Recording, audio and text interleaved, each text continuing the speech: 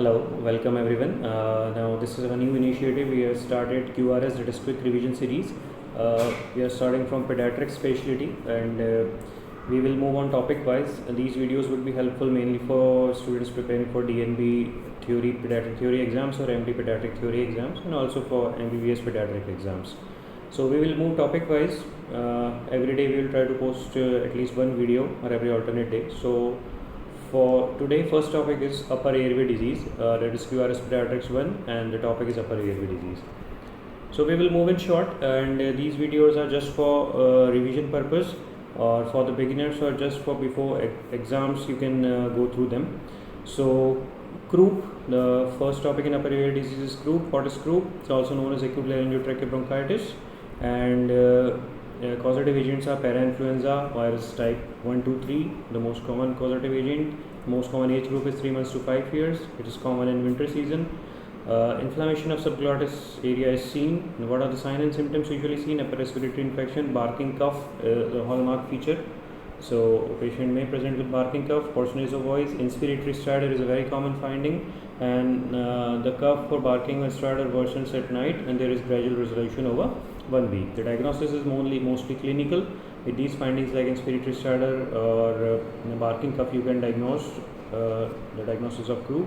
If we go with the X-ray, then steeple sign is usually seen in X-ray. So these all are even can be asked in some MCQ exams. And for short notes, for writing a 5 marks question, these points are very much important, because in DNB theory exam the main critical point is time management and paper management also, because limited number of punch sheets are available. You get only around 2 pages, that is front and back, for writing an answer a short note of 5 marks. So you can't describe everything in detail, and you should have some concise notes. So if you are not able to make notes, so we are providing these videos in form of short notes for a particular topic. So if you write these points for croup, so you can get easily at least 60 to 65% of marks in that 5 marks question. So steeple sign is seen in X-ray. What is steeple sign? We will see in this slide. This narrowing of wait a minute. This narrowing of air passage. This is typical feature of croup, and this is known as steeple sign. So X-ray can be asked in table viva and DNB practical exams also. Now, what is the treatment for croup? It's mainly supportive, and in mild cases, corticosteroids to be given, and patient is to be observed. In moderate, we need to nebulize the patient with epinephrine and corticosteroids, systemic corticosteroids also to be given. And in severe cases, nebulization and corticosteroid, but you have to admit the patient in any condition. So usually, this is just theoretical aspect, but usually we admit the patient of croup, because patient may worsen if not admitted. So the patient has to be admitted, nebulization with epinephrine has to be given, and systemic corticosteroid therapy has to be started. There are different literature suggesting the role of corticosteroid. Some are favoring, some are saying that there is not much difference, but we have, if asked in exam, then we should say that nebulization with epinephrine plus corticosteroid is to be given in moderate to severe, even mild cases of croup.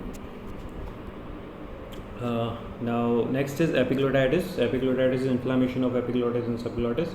Now Haemophilus influenza type B, HIV, was the most common cause before vaccine era, but now after introduction of HIV vaccine in immunization schedules, there is combination of Streptococcus pyogenes, Streptococcus pneumoniae, Staph aureus or Mycoplasma as a major causative agent of epiglottitis. So these are few points of epiglottitis, and what are the signs and symptoms? The onset is dramatic. The patient was comfortable few hours back or even few minutes back, and sudden dramatic acute onset is seen in epiglottitis. And there is high fever, sore throat, dyspnea, rapidly progressing obstruction. Patient is toxic in appearance, difficulty in swallowing, drooling, sniffing position. Patient is in distress. So this is a typical feature of epiglottitis patient. And stridor is a late finding. When there is near complete obstruction, then patient presents with stridor. So epiglottitis is more serious and more acute condition. Complications are complete airway obstruction and death. Diagnosis is mostly clinical or with controlled visualization of laryngoscopy, but this has to be done under a very critical observation and carefulness, because sudden collapse, patient collapse suddenly. So usually clinically diagnosed, and with laryngoscopy, controlled laryngoscopy, you can see cherry red or swollen epiglottitis. X-ray is not essential, but if you order X-ray, you can see thumb sign in the patient. So this is epiglottitis. Now thumb sign versus normal epiglottitis, the difference is given. This is thumb sign of epiglottitis and normal epiglottitis. If you get a patient with X-ray of normal patient, then this is how epiglottitis is seen. So thumb sign is there. Now treatment: establish patent airway, intubation is to be done very carefully, and antibiotics are to be given for the organisms which are the most common causative agents for this condition. So mostly antistaphylococcal plus third generation cephalosporins are to be given in patient of epiglottitis. Now next topic is what are the major congenital anomalies of